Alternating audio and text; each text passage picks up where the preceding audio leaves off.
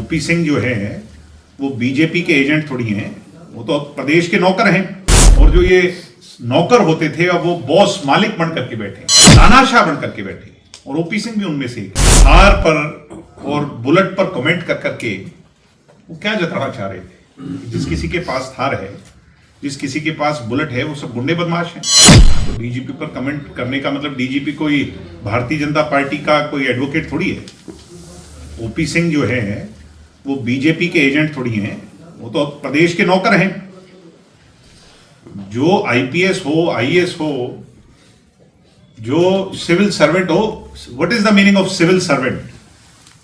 Servant, servant का मतलब क्या हुआ? चौधरी देवीलाल क्या कहते थे जो इन्हें गांव में ले जाते थे बड़े बड़े अधिकारियों को? मगर हालात बदल गए क्योंकि पॉलिटिकल जो विल है वो कमजोर हो गई, और जो ये नौकर होते थे अब वो बॉस मालिक बन करके बैठे, तानाशाह बन करके बैठे, और ओपी सिंह भी उनमें से एक है। आप ये मुझे बताओ कि थार पर और बुलेट पर कमेंट कर करके वो क्या जताना चाह रहे थे? जिस किसी के पास थार है, जिस किसी के पास बुलेट है, वो सब गुंडे बदमाश हैं। अगर ये सरकारी स्टेटमेंट है तो फिर थार और बुलेट को हरियाणा में क्यों बिकने दे रहे हो? फिर तो महिंद्रा के और इनके जो बुलेट का जो रॉयल एनफील्ड है, ये कंपनी बंद हो जानी चाहिए हरियाणा में से। इसको बेचने का अधिकार ही नहीं होना चाहिए। यानी एक बात तय है, मान लीजिए कि ये तानाशाह लोग हैं और इनके हाथ में अब ये जो कलम आ गई, इसको उस तरह की तरह इस्तेमाल कर करके ये लोगों की मूल भावना को काटना चाहते हैं। मुझे मेरी सिक्योरिटी की चिंता नहीं है, ना मैंने सिक्योरिटी इनसे मांगी थी। ये घटना घटी थी, इन लोगों ने एनालाइज किया और एनालाइज कर कर थ्रेट परसेप्शन को जाना, उसमें कहीं इनको महसूस हुआ, इन्होंने मुझे एक सिक्योरिटी पर्सनल दे दिया, अब वो मुझसे छीन लिया। मैं हाथ जोड़ करके कहूंगा, मुझे सिक्योरिटी की जरूरत नहीं है। आम जनता, आम जो जनमानस हरियाणा प्रदेश का है, उसकी चिंता कीजिए। दिन दहाड़े नित नए सवेरे घरों में माएं जब अपने बच्चों को काम के लिए बाहर भेजती हैं, तो ओपी सिंह अपनी आंखें खोल करके देखो। पिछले दिनों उनकी चिंता कौन करेगा? आपको एक थ्रेट भी मिली थी। भाई मुझे थ्रेट तो मिली थी, मैंने इनको जानकारी दे दी। अब वो इनका काम है, इन्हें एफआईआर लॉन्च की थी। अब एफआईआर लॉन्च कर करके वो न्याय देना एक सिविलियन के तौर पर मेरा हक था, मैंने हक मांगा था।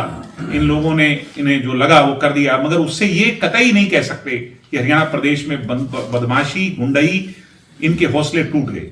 क्या प्रदेश में ऐसे लोगों के हौसले बढ़े हैं, इसमें कोई दो राय नहीं। क्या सिक्योरिटी को लेकर कोर्ट का दरवाजा खटखटाएंगे? अब ये हमारे लीगल जो एडवाइजर्स हैं वो क्या एडवाइस करेंगे, क्या नहीं करेंगे, मगर एक बात तय है, ये जो सिक्योरिटी वापसी का मसला है, ये जननायक जनता पार्टी के नेताओं को टारगेट कर करके किया है।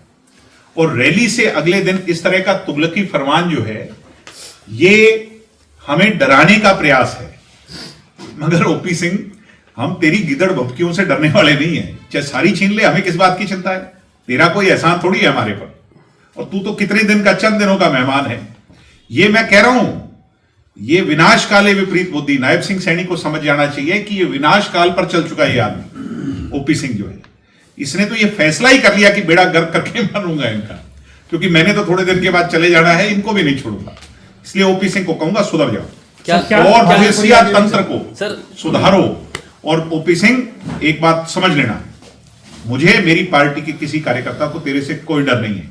आपकी चुनौती जो है, आप जो ये हमें डराने का, गीदड़ भभकियां देने का प्रयास कर रहे हो, इससे हमें कतई कोई डर नहीं है। क्या आपको लगता है कि डीजीपी जो द्वारा जो फैसला लिया गया है, ये रैली की दबाव में, रैली की भीड़ और दुष्यंत चौटाला के थार के बयान को देख करके इनके पसीने छूट गए?